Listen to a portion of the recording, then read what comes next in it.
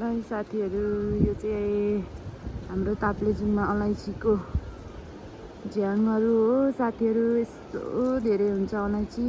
ल हेर्नुहोस्, ए हाम्रो चाहिँ यहाँ घरैको छेउबाट सबै अलैँची नि अलैँची हुन्छ, यसरी लगाएको हुन्छ। यो चाहिँ ल हेर्नुहोस् कति धेरै फलेको छ भने नि। यो अलैँचीलाई चाहिँ कालो सुन भनेर पनि चिनिन्छ है साथीहरू। ल यस्तो छ हाम्रो ताप्लेजुङ, मेरो प्यारो जन्मठाउँ सुरुङखिङ। यस्तो छ।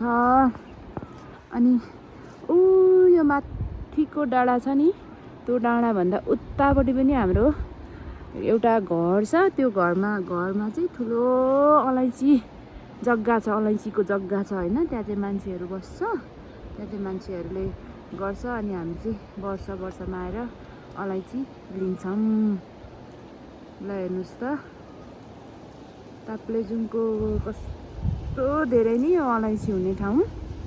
अलैँची भनेको त आमामा, यो माथिदेखि हाम्रो यो माथिदेखि यो तल सबै यो तल खोला छ, त्यो खोलासम्म हाम्रो जग्गा पर्छ।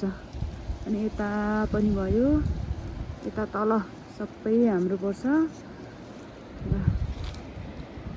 हाम्रो पापा र आमाले चाहिँ कति दुःख गरेर रोप्नु भएको होला नि, किन्नु भएको होला यो जग्गाहरू पहिले।